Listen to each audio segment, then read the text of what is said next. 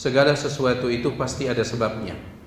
Maka demikian pula dengan perkara bid'ah.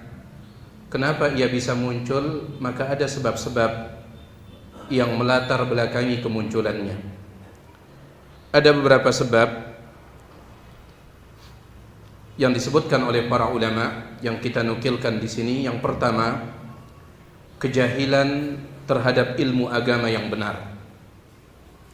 Kejahilan terhadap ilmu agama yang benar.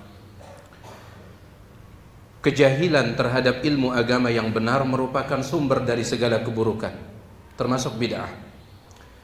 Dikatakan oleh Syekhul Islam Ibnu Taimiyah rahimahullah dalam kitab beliau Iqtida'us Siratil Mustaqim. Beliau mengatakan wal jahlu wadh dhulmu, kejahilan dan kezaliman, huma aslu kulli syarrin, adalah sumber dari segala keburukan. Al jahlu wadh dhulmu, kejahilan dan kezaliman, huma aslu kulli syarrin, adalah sumber dari segala keburukan. Ini ucapan beliau dalam kitab Iqtida'us Siratal Mustaqim.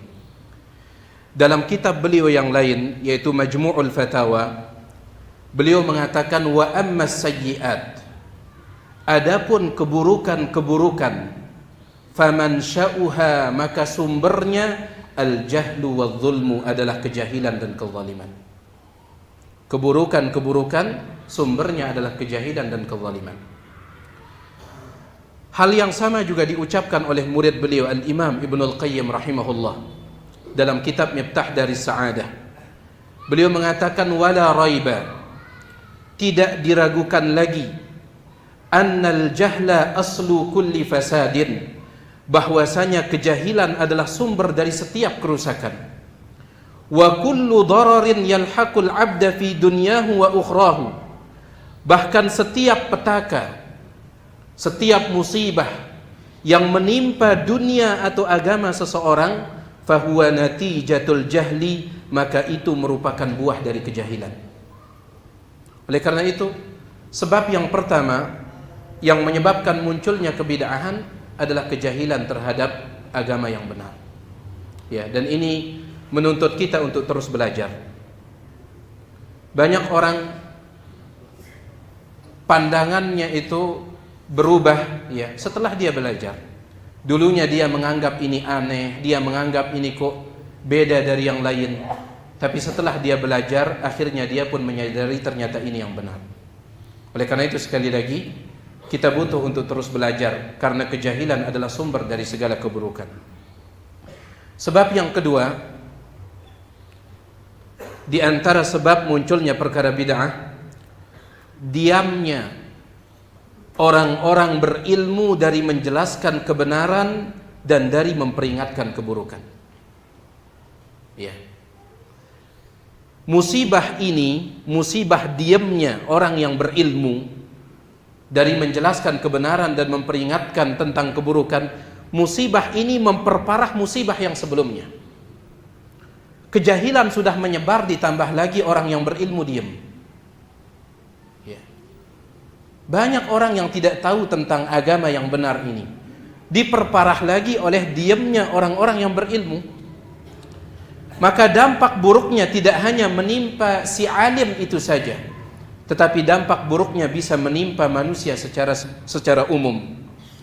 Oleh karena itu Al-Imam Abdullah Ibnul Mubarak, beliau pernah mengatakan, sebagaimana dinukilkan oleh Al-Imam Ibnu Rajab Al-Hambali dalam Syarah Ilal Tirmidzi, Al-Imam Abdullah Ibnul Mubarak mengatakan, idza lam nubayyin, jika kita tidak menjelaskan kaifa yu'raful haqqu minal batil, maka bagaimana akan diketahui antara kebenaran dengan kebatilan.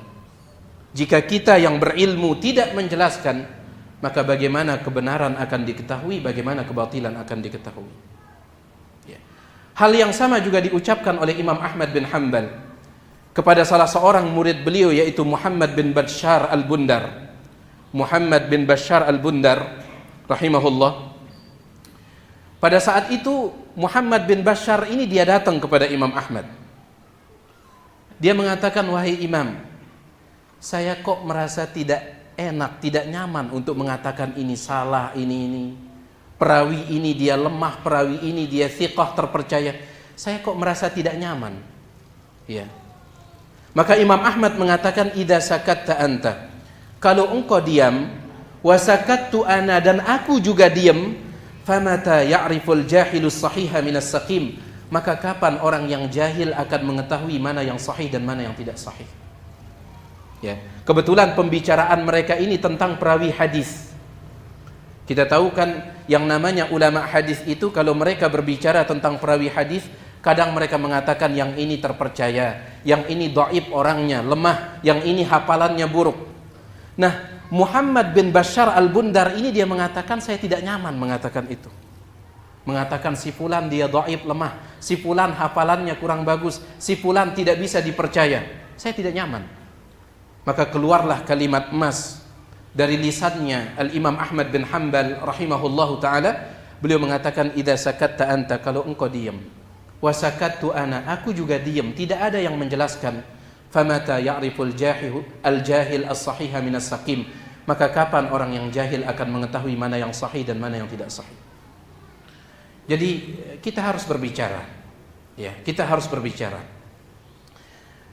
Saking buruknya orang yang alim, yang diem, yang tidak mau menjelaskan tentang kebenaran dan tidak mau memperingatkan dari keburukan, sampai-sampai Nabi SAW bersabda dalam satu hadis yang diriwayatkan oleh Abu Daud dan yang lainnya, dan hadis ini dikatakan sahih oleh Syalbani, man su'ila an ilmin, barang siapa yang ditanya tentang suatu ilmu, alimahu, dia tahu ilmu itu, tahu tentang tauhid, tahu tentang sunnah, thumma katamahu, tetapi dia sembunyikan. Mungkin alasan dia menyembunyikan karena ada kepentingan duniawi dan yang semisalnya, uljima yaumal qiyamati bilijamin minan nar, maka pada hari kiamat mulutnya itu akan dikekang, akan diikat menggunakan tali pengekang dari api neraka. Subhanallah. Maka harus berbicara orang yang punya ilmu, tentunya dengan santun, dengan lembut. Dan dikatakan oleh Imam Ali Ad-Daqqaq rahimahullahu taala, man sakata 'anil haqqi, siapa yang diam dari menjelaskan kebenaran, siapa yang diam dari menjelaskan kebenaran, fahuwa syaitanun akhras, maka dia adalah setan yang bisu. Ini Al-Imam Ali Ad-Daqqaq yang meninggal dunia pada tahun 516 Hijriah. Sudah 900 tahun yang lalu beliau meninggal. Beliau mengatakan, siapa yang diam tidak mau menjelaskan kebenaran, fahuwa syaitanun akhras, maka dia syaitan yang bisu. Tetapi tentunya menjelaskan kebenaran itu dengan cara yang baik. Ya. Kita harus ingat selalu nasihat dari Syekh Albani rahimahullahu taala. Syekh Albani mengatakan, innal haqqa thaqil, sesungguhnya kebenaran itu berat.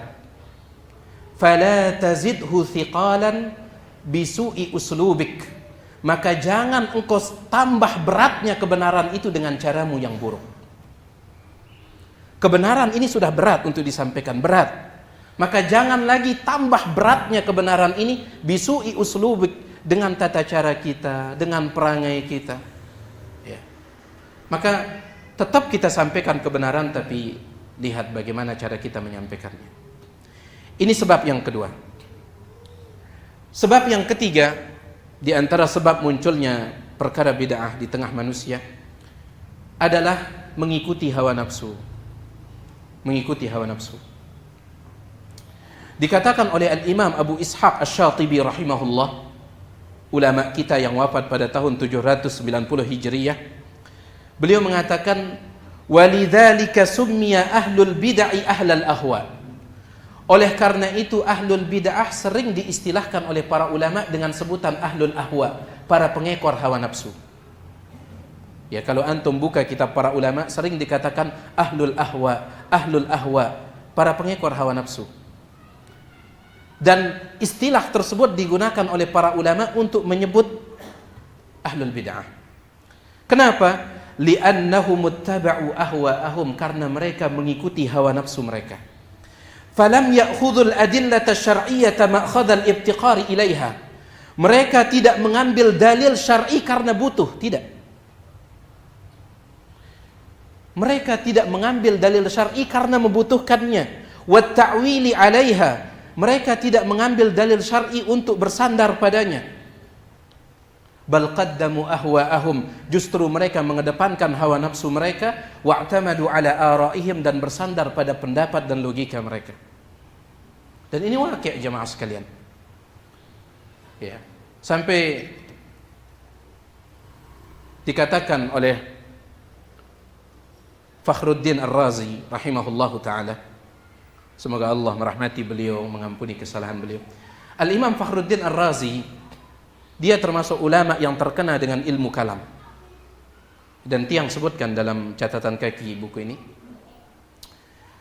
dia tenggelam dalam ilmu kalam sampai dia mengatakan boleh mempelajari sihir, sampai dia membolehkan belajar sihir. Gara-gara itu dia dikafirkan oleh banyak ulama.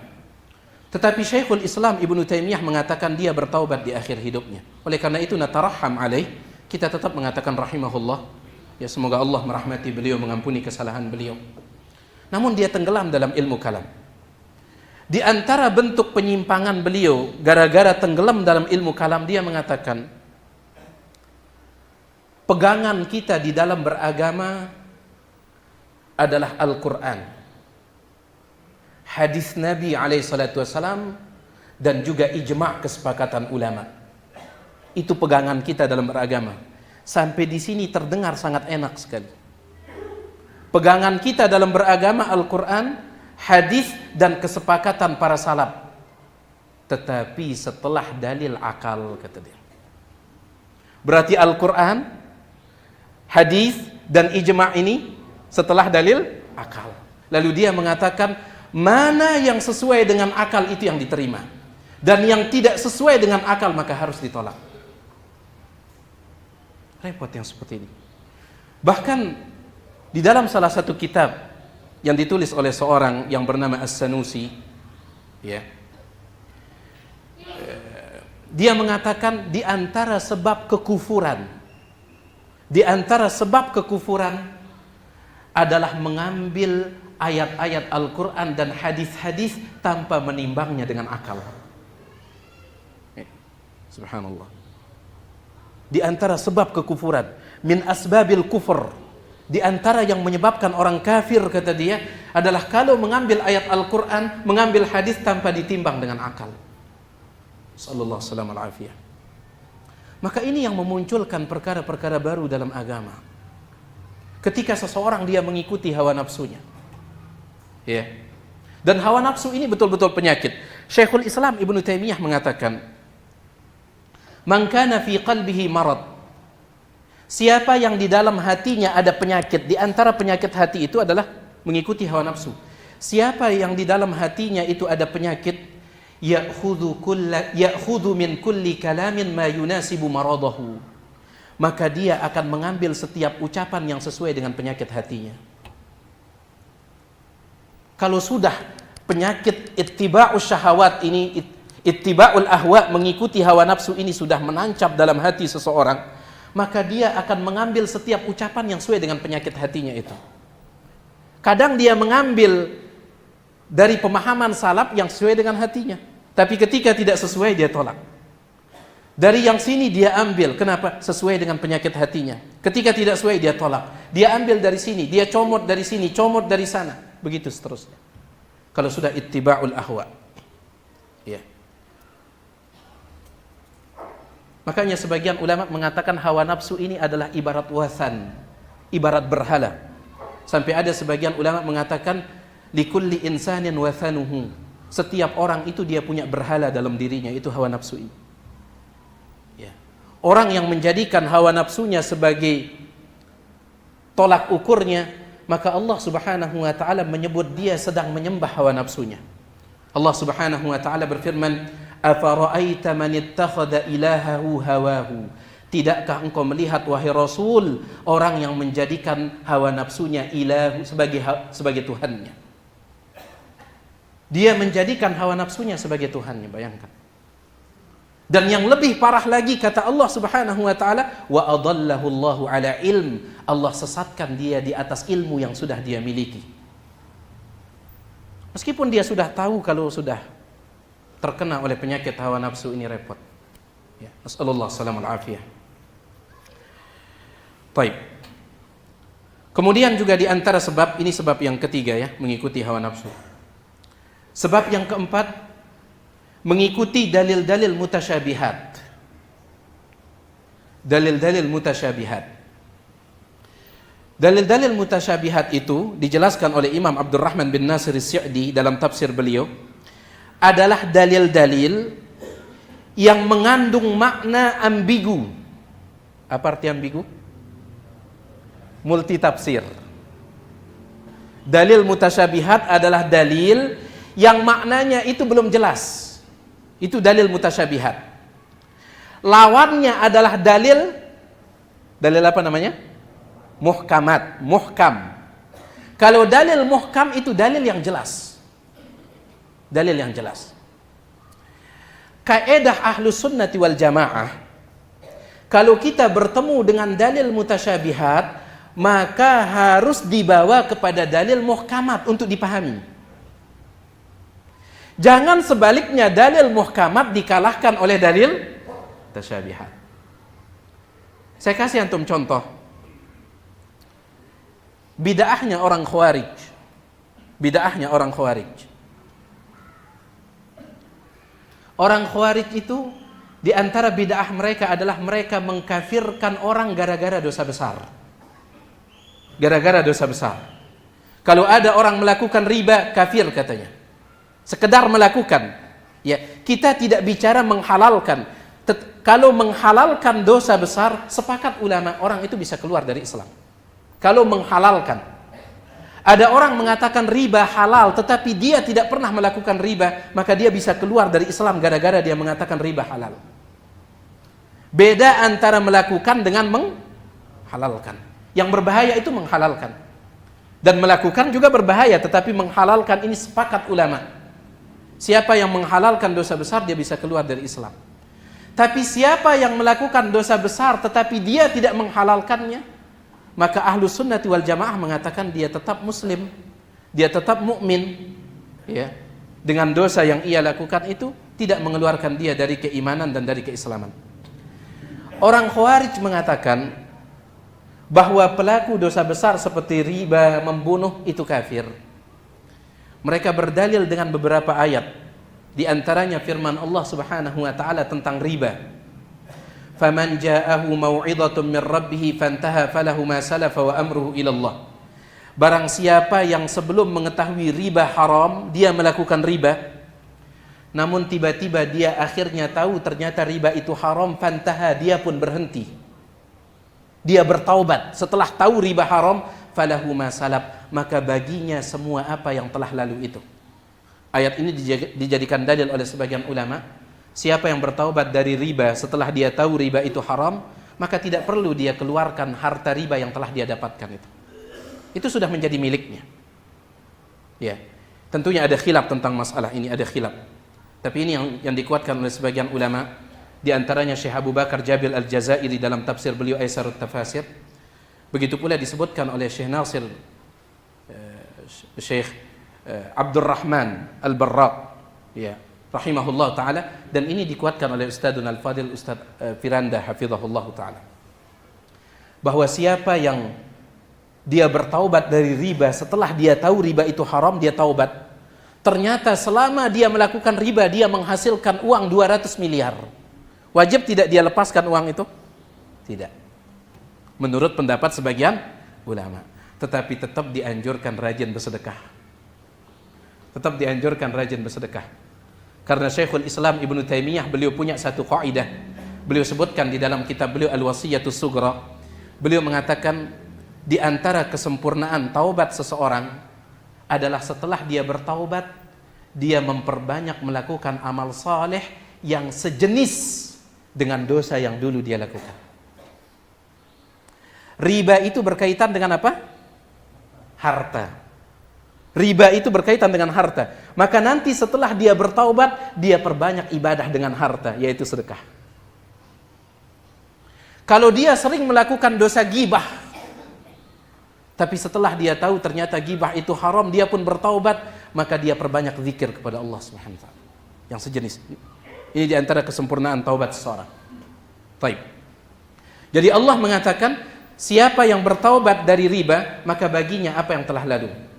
Kemudian Allah mengatakan, wa man 'ada fa ulaika ashabun nar hum fiha khalidun. Tetapi siapa yang kembali lagi melakukan riba, maka mereka penduduk neraka dan mereka kekal di dalamnya. Pertanyaan tiang, siapa yang kekal di dalam neraka? Hanya orang kafir yang kekal dalam neraka. Lah, ayat ini mengatakan siapa yang kembali melakukan riba maka dia kekal dalam neraka. Orang Khawarij mengatakan berarti pelaku riba kafir.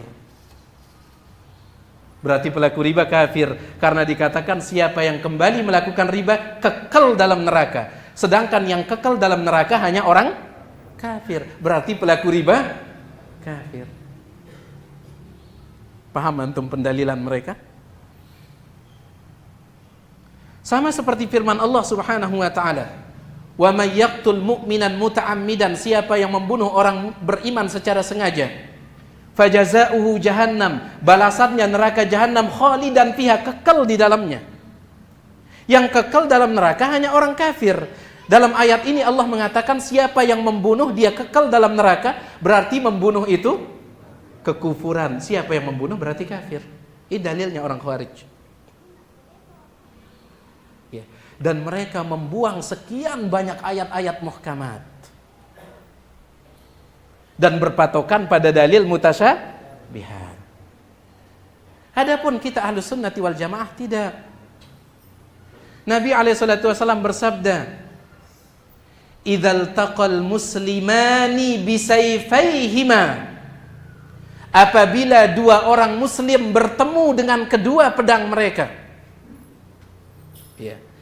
Mereka bertemu dengan kedua pedang mereka, saling berusaha untuk saling membunuh. Nabi SAW tetap menyebut mereka sebagai apa? Muslim. Apabila bertemu dua orang muslim dengan pedang mereka, tetap disebut muslim. Dalam Al-Quran Allah Subhanahu wa ta'ala berfirman, "Wa in ta'ifatani minal mu'minin iqtatalu," apabila dua kelompok dari orang yang beriman saling memerangi. Biasanya dalam peperangan akan terjadi pembunuhan, tapi Allah tetap menyebut mereka beriman. Ya. Allah tetap menyebut mereka beriman. Bahkan dalam satu hadis Nabi SAW mengatakan, "Dhahikallah," Allah tertawa melihat dua orang, ya, satunya pembunuh dan satunya yang dibunuh, tapi dua-duanya masuk surga. Allah tertawa. Yang satunya pembunuh, yang satunya dibunuh, dua-duanya masuk surga. Para sahabat mengatakan, bagaimana bisa demikian wahai Rasul? Kenapa bisa demikian? Maka Nabi SAW mengatakan, yang terbunuh itu adalah seorang muslim, pembunuhnya orang kafir. Mereka bertemu di medan perang, yang kafir ini berhasil membunuh yang muslim ini. Maka muslim yang terbunuh di medan perang itu mati apa? Mati syahid, masuk surga. Setelah itu yang kafir ini masuk Islam. Dia masuk Islam. Kemudian dia mati di atas keislaman, dia pun masuk surga. Dia pun masuk surga. Jadi maksud tiang, banyak sekali dalil yang mengatakan bahwasanya membunuh, ya, itu bukanlah menyebabkan orang keluar dari Islam, kecuali kalau dia menghalalkan.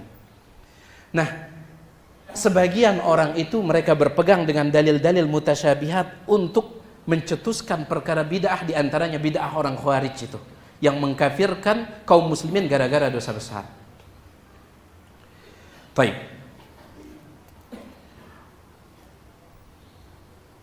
Paham antum ini? Dalil mutasyabihat. Kalau antum bertemu dengan dalil mutasyabihat, bagaimana cara menyikapinya? Timbang dia pakai dalil apa?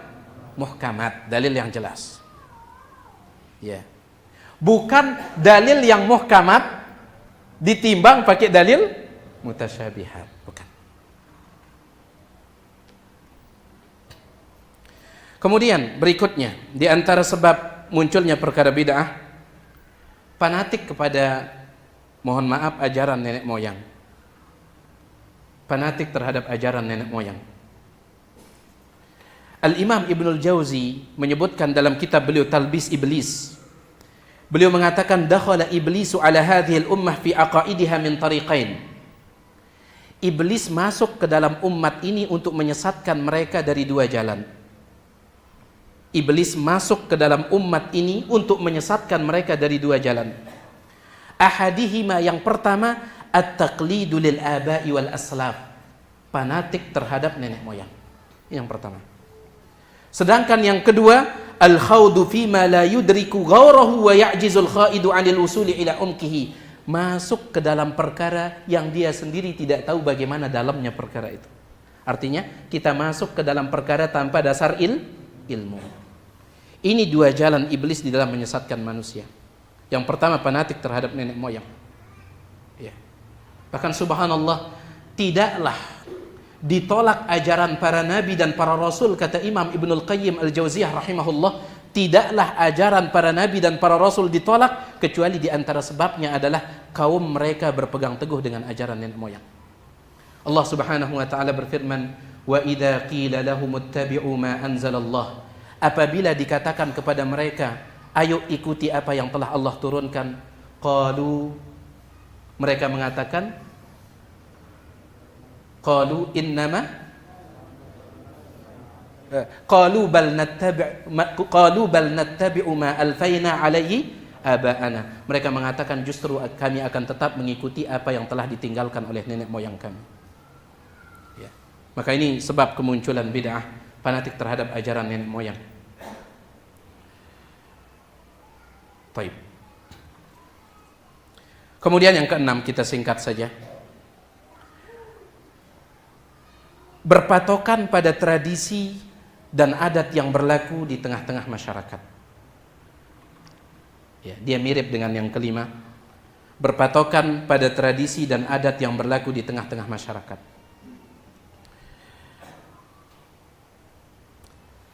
Sampai sebagian orang mengatakan, ini kan sudah tradisi, bagaimana mungkin kita akan tinggalkan? Ada orang juga mengatakan, masa iya sih amalan ini dia salah? Kan ini sudah menyebar dan dilakukan oleh masyarakat. Jadi menjadikan menyebarnya sebuah amalan itu sebagai tolak ukur kebenaran. Dikatakan oleh Al-Imam Abu Bakar At-Turtushi rahimahullah, seorang ulama yang wafat pada tahun 530 Hijriah.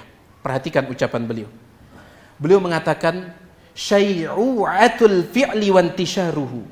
Menyebarnya sebuah perbuatan la yadullu ala jawazihi, tidak menunjukkan bolehnya perbuatan itu.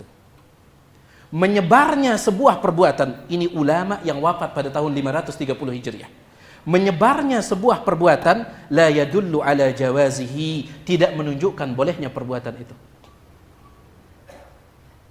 Kalau seandainya yang menjadi tolak ukur adalah apa yang menyebar, maka kita akan katakan dakwah Nabi SAW ketika pertama kali muncul salah. Karena yang menyebar pada saat itu adalah penyembahan terhadap berhala.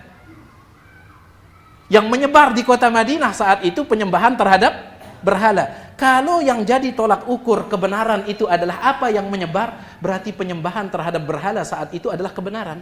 Karena itu yang menyebar. Itu yang menyebar. Ya. Ini tidak bisa dijadikan tolak ukur. Bahkan ada satu ucapan yang sangat indah diucapkan oleh Syekh Muhammad bin Abdul Wahhab rahimahullah. Dinukilkan dalam kitab beliau Ad-Durarus Saniyah.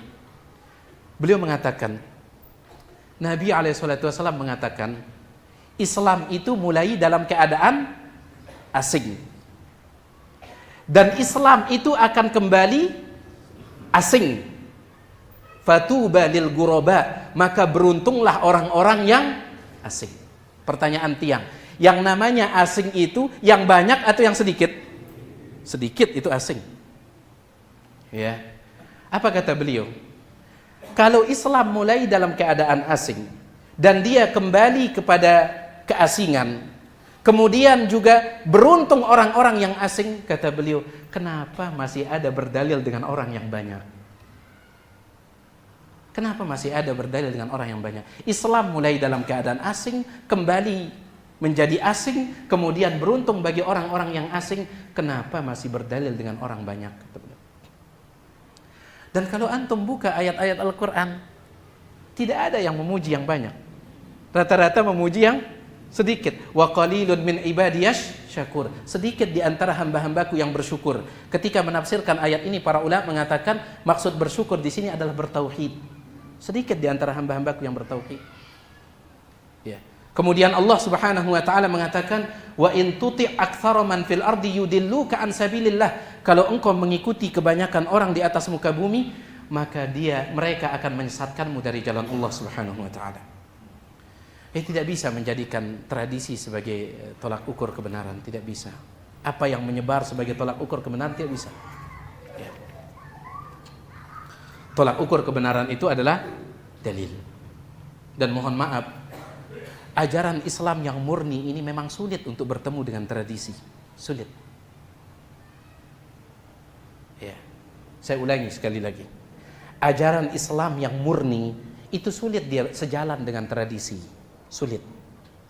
Bahkan dahulu Nabi SAW ketika beliau pertama kali mendakwahkan Islam, kemudian ada satu demi satu mengikuti beliau. Nabi SAW dipanggil oleh orang-orang Quraisy dengan panggilan Sobi. Ketika beliau mulai berdakwah tauhid, beliau dipanggil oleh orang Quraisy, wahai Sobi, Muhammad si Sobi. Kemudian Abu Bakar, sahabat yang lain yang mengikuti beliau dipanggil juga dengan panggilan Sobi. Apa arti Sobi? Sobi artinya orang yang menyelisihi adat istiadat. Berarti dari dulu sudah seperti itu. Dari dulu sudah seperti itu. Sunnatullah. Ya mau gimana lagi? Makanya kita bawakan di sini cerita dari Al-Imam Abu Ishaq Asy-Syatibi rahimahullahu ta'ala. Dalam muqaddimah kitab beliau Al-I'tisam, beliau mengatakan, ketika saya pertama kali mengenal sunnah, dapat hidayah sunnah, kata beliau, maka saya bingung antara mengikuti dakwah sunnah ini, tetapi resikonya saya akan menyelisihi adat istiadat. Dan kalau saya menyelisihi adat istiadat, resiko yang kedua, saya akan dimusuhi oleh banyak orang. Itu pilihan yang pertama. Ikut hidayah sunnah ini tetapi risikonya akan menyelisih adat istiadat. Kemudian risiko berikutnya saya akan dimusuhi oleh banyak orang. Ataukah pilihan yang kedua, saya tetap mengikuti adat istiadat tetapi risikonya saya tidak bisa mengikuti sunnah. Beberapa hari saya bingung memikirkan itu, kata beliau. Bingung mikirin. Ikut sunnah, menyelisihi adat istiadat. Ikut adat istiadat, jauh dari sunnah. Setelah beliau timbang-timbang, beliau pun mengatakan sebuah ucapan yang patut dicatat dengan tinta emas. Dalam muqaddimah kitab beliau Al-I'tisam, beliau mengatakan, "Fara'aitu annal halaka fi ittiba'i sunnati huwan najah." Setelah saya timbang-timbang, pada akhirnya aku pun melihat bahwa sengsara di dunia gara-gara mengikuti sunnah, huwan najah, itulah keselamatan pada hari kiamat. Sengsara di dunia dimusuhi oleh banyak orang gara-gara mengikuti sunnah, itulah keselamatan pada hari kiamat. Wa annan nasa lan yughnu anni minallahi syai'a, dan aku juga melihat bahwa manusia tidak akan bisa memberikanku manfaat sedikit pun di sisi Allah Subhanahu wa taala. Ya. Mungkin ada di antara kita yang pernah mengalami seperti yang dialami oleh Imam Asy-Syatibi ini. Jadi kesimpulannya, sebab yang keenam adalah karena mengikuti adat istiadat. Di catatan kaki tiang cantumkan ada video perdebatan antara dua orang ustadz kita dengan dua orang ustadz yang lain, ya. Dan video itu masyhur. Perdebatan dua orang ustadz kita. Yang pertama ustadz kita, Ustadz Dr. Firanda hafizahullah, dan yang kedua Ustadz Dr. Zainal Abidin Syamsuddin. Baik. Nanti antum bisa lihat videonya. Di sana ketika membahas tentang, mohon maaf, tahlilan, maka salah satu dari ustadz yang berdebat dengan ustadz kita itu mengatakan, saya tulis di sini persis seperti ucapan Ustadz itu, tidak saya tambah, tidak saya kurangi. Beliau mengatakan, Ustadz itu mengatakan, memang tahlilan ini di dalam kitab I'anatut Talibin disebut bid'ah munkarah. Memang, kata dia, disebut bid'ah munkarah. Bahkan dalam sebagian lain dikatakan bid'ah makruhah. Orang yang memerangi akan mendapatkan pahala. Disebut seperti itu, memang. Memang, kata dia. Tetapi ada lanjutannya. Tapi persoalannya ini sudah menjadi budaya, sudah menjadi adat. Kalau diperangi maka kita yang akan dimusuhi oleh orang. Ini tidak saya tambah, tidak saya kurangi ucapan beliau. Bisa antum cek di video debat itu. Beliau akui bahwasanya memang itu bid'ah munkarah. Dalam sebagian kitab dikatakan bid'ah makruhah. Dan dalam sebagian kitab dikatakan siapa yang memeranginya maka dia akan dapat pahala. Yang dimaksud memerangi, mengingkari. Dan yang mengatakan seperti itu adalah Syekh Ahmad Zaini Dahlan rahimahullahu ta'ala. Bukan Kiai Ahmad Dahlan ya, bukan. Syekh Ahmad Zaini Dahlan, salah seorang mufti madhab Syafi'i yang pernah hidup di kota Makkah pada saat itu. Ya. Beliau sangat tidak suka dengan Syekh Muhammad bin Abdul Wahab. Syekh Ahmad Zaini Dahlan, beliau sangat tidak suka. Ya. Bahkan beliau menulis sebuah kitab khusus judulnya Ad-Durarus Saniyah fi Raddi 'ala al-Wahabiyah. Mutiara-mutiara berharga di dalam membantah Wahabi, kata beliau. Syekh Ahmad Zaini Dahlan. Tetapi ketika beliau ditanya tentang tahlilan, beliau mengatakan bid'ah munkarah, kata beliau. Dan berpahala orang yang memeranginya, kata beliau. Ya. Jadi diakui, tetapi masalahnya apa? Tradisi, itu masalahnya. Ya. Mohon maaf, kita harus jujur seperti ini ya. Memang seperti itu kenyataannya. Kalau antum buka kitab-kitab mazhab yang 4 itu, antum dapati mereka semua mengingkari yang namanya kenduri kematian. Mereka ingkari. Mereka ingkari. Ya. Bahkan ada sebagian dari mereka itu sangat keras sekali ucapannya, sangat-sangat keras. Tapi mau bagaimana lagi? Sebagian orang bertahan atas nama tradisi. Nasallallahu salamul afiyah. Makanya sering kita katakan, selalu jadikan kebenaran itu lebih besar dari segalanya. Mungkin tradisi itu sudah besar, tapi jadikan kebenaran itu selalu lebih besar. Antum punya nama baik yang tinggi, maka jadikan kebenaran itu lebih tinggi dari nama baik antum. Sehingga ketika antum salah, mudah bagi antum menerima kebenaran itu. Antum punya jabatan yang besar, maka jadikan kebenaran lebih besar dari jabatan antum yang besar itu. Sehingga ketika ditegur saat antum berbuat salah, antum mudah menerima. Ya. Jadikan selalu kebenaran ini lebih besar dari segalanya, lebih kita cintai dari segalanya. Al-Imam Ibnul Qayyim rahimahullah pernah mengatakan, saya mencintai guru saya Ibnu Taimiyah, kata beliau. Saya mencintai guru saya Ibnu Taimiyah, walakinnal haqqa ahabbu ilayya, tetapi kebenaran jauh lebih saya cintai daripada guru saya. Makanya Ibnul Qayyim itu kadang beliau menyelisihi guru beliau Ibnu Taimiyah dalam banyak perkara. Beliau tidak sependapat dengan guru beliau Ibnu Taimiyah. Kenapa? Beliau cinta kepada guru beliau, tetapi kebenaran lebih beliau cintai. Harus seperti itu sikap kita sebagai seorang muslim, sebagai seorang mukmin. Dahulu para ulama mengatakan al-haqqu dhallatul mu'min. Kebenaran itu adalah ibarat barang orang yang beriman yang hilang. Antum punya HP, dia jatuh di jalan. Iya. Seperti itu kebenaran. Dia seperti barang orang yang beriman yang jatuh. Entah jatuh di mana. Ainama wajadaha, maka dimanapun dia temukan barangnya itu, fahuwa ahaqqu biha, maka dia lebih berhak untuk mengambilnya. Mana lebih mahal, kebenaran atau HP? Betul.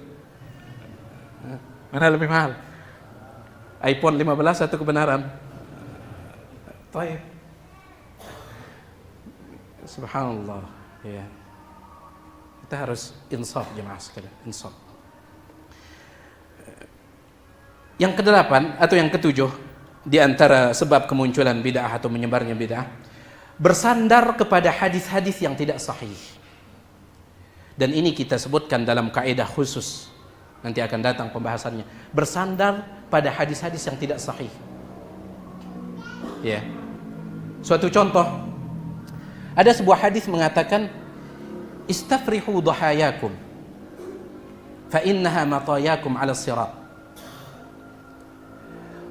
Percantik, perindah hewan kurban kalian.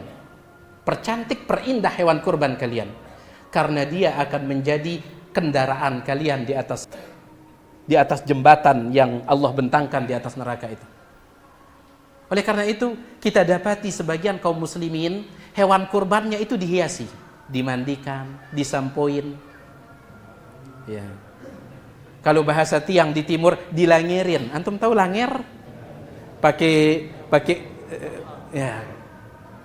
Sebagian. Kenapa? Ini dalilnya. Istafrihu dhuhayakum fa innaha matayakum 'ala sirat. Sesungguhnya dia akan menjadi kendaraan kalian di atas sirat. Ternyata hadis ini tidak sahih. Di sana dibangun perkara baru ini. Bahkan pernah ini kenyataan. Ada seseorang ditanya, antum kenapa tidak pernah kurban? Kenapa antum tidak pernah kurban? Dia katakan, Ustaz, mampu saya beli kambingnya, tetapi belum cukup untuk beli perhiasannya. Hanya cukup untuk kambingnya, makanya saya belum bisa ngorban ini. Sahih. Kan mohon maaf, harus ada payungnya, harus ada langernya, harus ada ininya, harus ada itunya. Ya, kadang bisa jadi hewan kurbannya lebih ganteng. Jadi repot. Taib. Beliau katakan, saya sudah punya uang untuk beli kambingnya, tetapi yang ini belum cukup untuk perhiasannya ini. Ya. Jadi subhanallah jemaah sekalian. Bersandar pada hadis-hadis yang tidak sahih. Ya.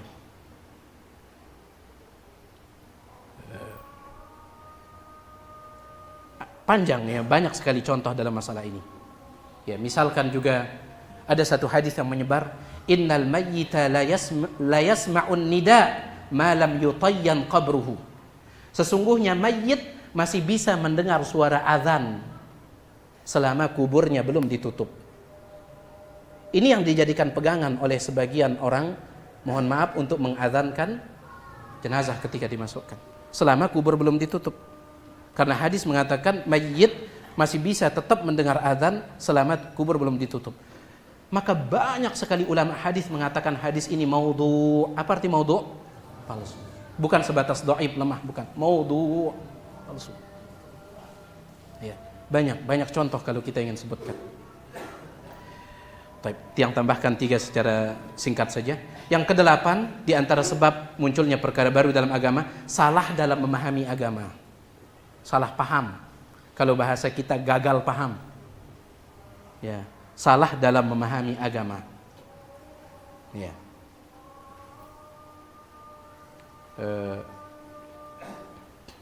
Banyak juga contoh terkait dengan masalah ini.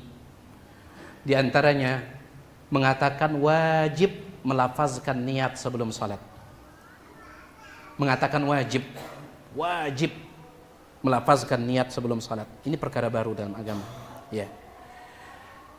Yang pertama kali mengatakan wajib melafazkan niat sebelum salat itu adalah seorang ulama dalam mazhab Syafi'i yang bernama Abu Abdullah Az-Zubairi, dan ini sering tiang sampaikan. Beliau salah paham di dalam memahami ucapan Imam Syafi'i dalam kitab Al-Um. Yang mengatakan beliau salah paham bukan tiang, tapi yang mengatakan beliau salah paham adalah ulama besar dalam mazhab Syafi'i, ulama lain dalam mazhab Syafi'i seperti Imam An-Nawawi rahimahullah. Siapa yang tidak kenal Imam Nawawi? Ulama terkemuka dalam mazhab Syafi'i. Al-Imam Syafi'i mengatakan dalam kitab Al-Um, salat itu tidak sah kecuali dimulai dengan ucapan. Salat tidak akan sah kecuali dimulai dengan ucapan. Maka langsung Al-Imam Abu Abdullah Az-Zubairi ini mengatakan, oh berarti tidak sah salat kita kecuali dengan ucapan niat. Karena Imam Syafi'i mengatakan salat tidak sah kecuali jika dimulai dengan ucapan. Berarti harus dimulai dengan ucapan niat. Apa kata Imam Nawawi rahimahullah? Ghalata hadzal qail, keliru orang ini. Yang dimaksud oleh Imam Nawawi tidak sah salat kecuali dengan ucapan, maksudnya ucapan takbiratul ihram, bukan ucapan niat, kata Imam Nawawi. Ucapan takbiratul ihram. Antum berdiri menghadap kiblat tetapi belum juga mengucapkan Allahu Akbar, kapan antum mulai? Ya, Ustadz, misalkan Ustadz Kurnia ya, memimpin kita sholat isya nanti. Semua sudah menghadap kiblat, shaf sudah rapat, tapi beliau diam saja. Kapan kita mulai, Ustadz? Isya sudah lama ini. Itu maksudnya, kata Al-Imam Nawawi rahimahullah. Ya. Jadi keliru di dalam memahami itu bisa menyebabkan munculnya perkara baru dalam agama. Yang kesembilan, sikap gulu berlebihan dalam agama. Ya. Dan itu pun kita buat kaidah tersendiri. Dan yang terakhir, tasyabbuh, menyerupakan diri dengan orang-orang di luar Islam. Itu pun juga ada kaidah khusus tentang itu. Wallahu taala a'la wa alam. Mohon maaf atas segala kekurangan ya. Itu dia apa yang bisa kita sampaikan pada kesempatan ini. Mudah-mudahan yang Tiang sampaikan ini ada manfaatnya. Kalau ada yang ingin ditanyakan, Tiang persilahkan selesai azan kalau ada.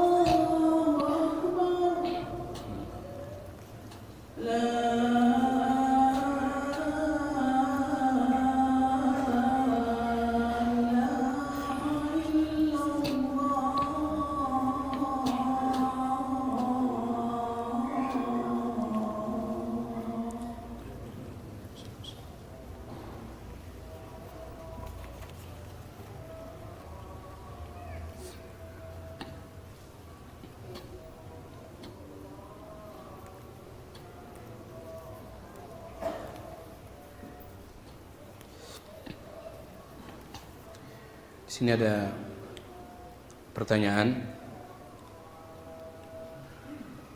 Beliau mengatakan, Assalamualaikum Waalaikumsalam warahmatullahi wabarakatuh.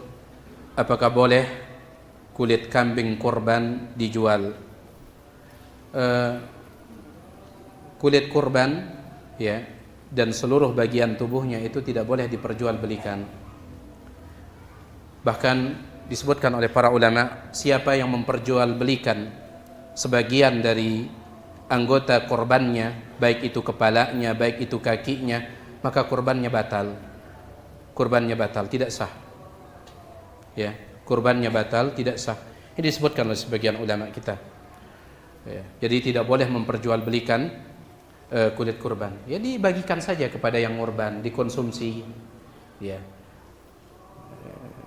Bisa tidak kulit kambing dijadikan kerupuk lendong? Bisa? Bisa. Ya.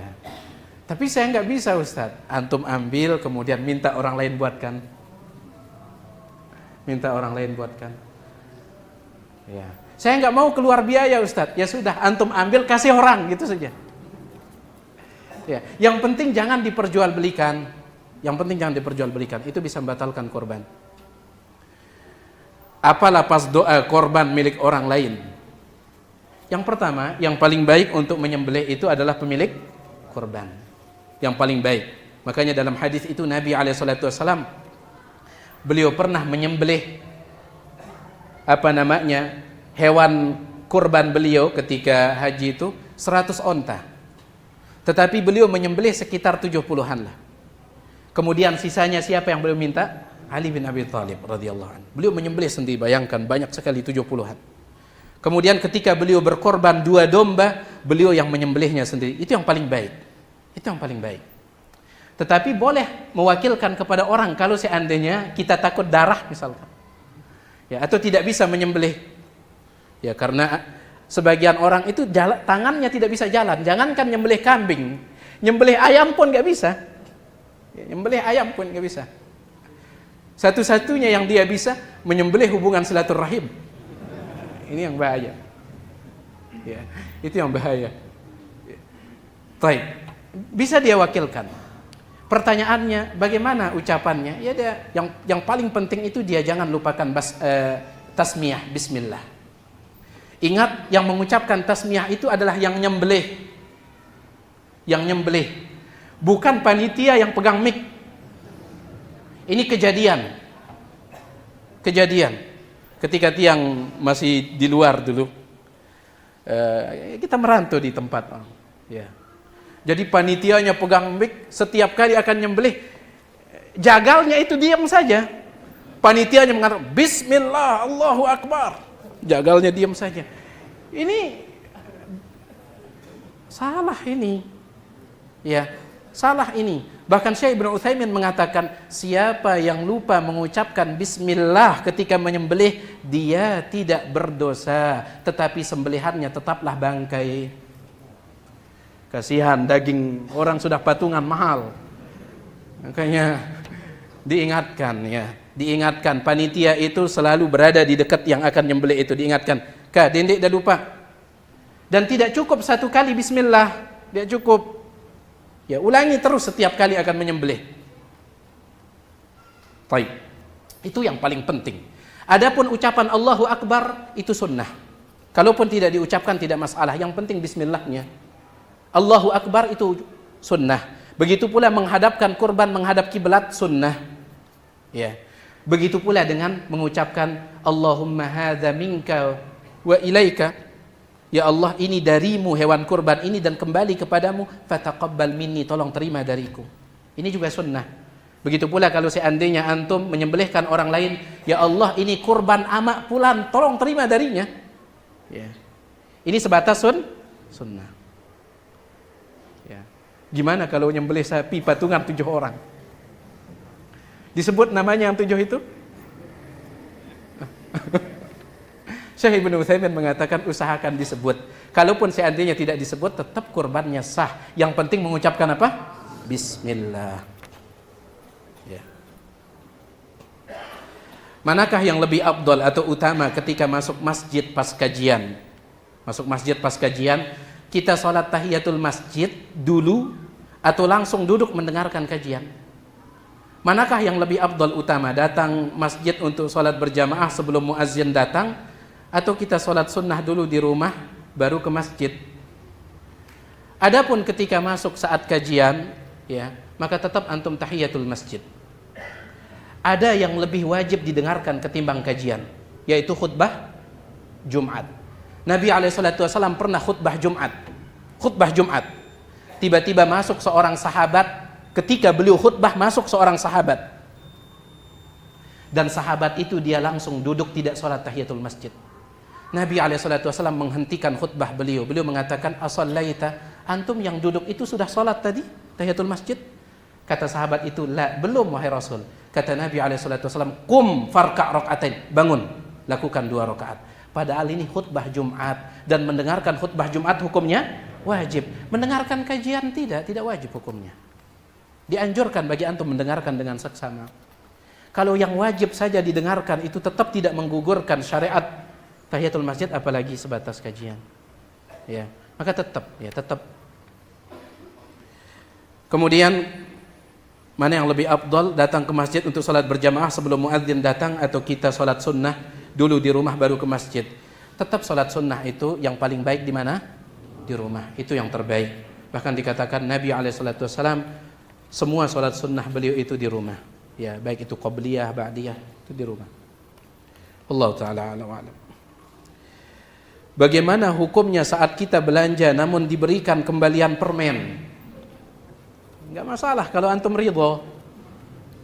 Itu namanya jual beli yang kedua. Antum belinya pakai kembalian antum. Kalau antum ridho. Iya, kalau antum ridho.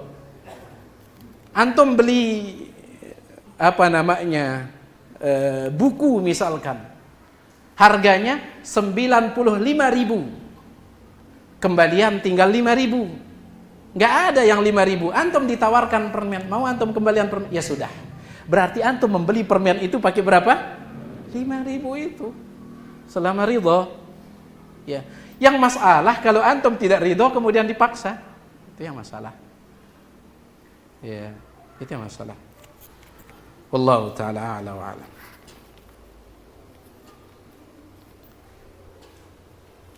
Apakah ada dalilnya membalikkan telapak tangan ketika membaca doa kunut? Wallahu alam, sejauh yang kita cari, ya, kita belum menemukan dalilnya. Wallahu alam. Ya, kita belum menemukan dalilnya. Wallahu taala a'la wa alam. Bagaimana sikap kita kepada ahli nafsu? Ya, pengekor hawa nafsu begitu ya, jangan ahli nafsu. Ya. Ya, baik. Agar kita tidak terjerumus pada orang ahli nafsu. Ya, hindarkan diri, ya, hindarkan diri. Kalau memang antum khawatir antum akan terpengaruh, ya sudah, hindarkan diri.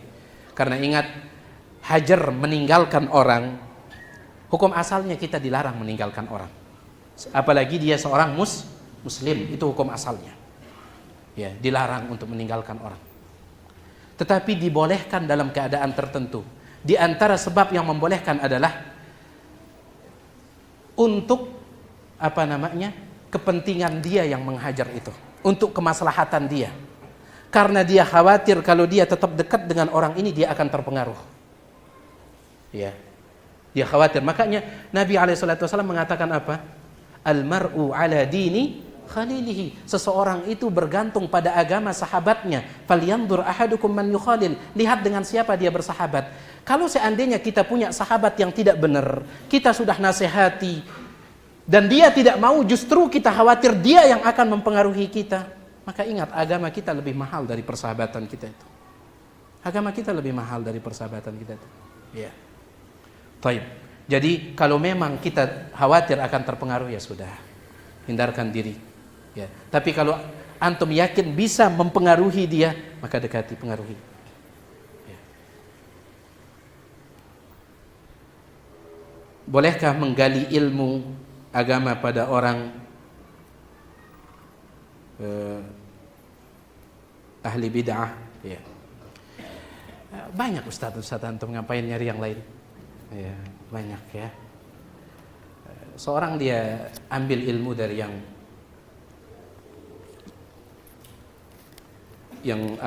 membangun akidahnya di atas kebenaran Al-Quran, kebenaran hadis sesuai dengan pemahaman para salaf. Nabi SAW bersabda, Inna min asyratis sa'ah an yultamasal ilmu indal asagir. Di antara tanda kiamat adalah ketika ilmu dicari dari al-asagir. Al-Imam Abdullah ibn al-Mubarak mengatakan al-asagir adalah ahlul bid'ah. Itu di antara tanda kiamat. Banyak ya, banyak. Ulama ahlus sunnati wal jamaah. Kadang kita ini sering mencari contoh misalkan ingin mencari yang agak aneh-aneh saja, meskipun tentu ulama kita misalkan tentang daging buaya. Ulama kita beda pendapat tentang daging buaya. Tapi kebanyakan ulama yang ada di Saudi mengatakan daging buaya itu halal. Daging buaya itu halal. Sebagian ulama mengatakan haram. Maka kita katakan, lalu bagaimana sikap saya Ustaz? Beli daging kambing. Itu sikap antum, beli daging kambing yang disepakati halalnya. Ya. Kenapa harus repot membahas daging buaya ketika ada daging kambing, daging sapi, daging ayam, daging bebek? Kok yang dicari? Repot. Ya. Sama seperti ini diperbincangkan oleh para ulama tentang apa hukum makan butter. Butter, antum tahu kan butter? Hah? Antum tahu butter? Ulat kayu itu? Gayas. Ya. Apa hukum makan itu? Ya. Sebagian ulama membolehkan, tapi sebagian ulama tidak membolehkan. Alasannya itu adalah ulat. Ya, mayoritas ulama mengatakan yang namanya ulat apapun jenisnya itu tidak boleh dimakan. Yang namanya ulat dud bahasa Arabnya itu tidak boleh dimakan apapun jenisnya, dan ini mazhab kebanyakan ulama Hanafi, Syafi'i dan Hambali. Kecuali mazhab Maliki itu mereka luas dalam hal makanan. Mereka katakan boleh. Kita katakan masih ada cumi. Jadi kenapa harus repot membicarakan butter? Cumi masih ada. Jadi sama seperti ya ini banyak kok asatidzah kita, ulama kita yang jelas keilmuan. Ya, dari mereka kita menimba ilmu, ya sudah, cukupkan diri dengan itu. Allahu a'lam.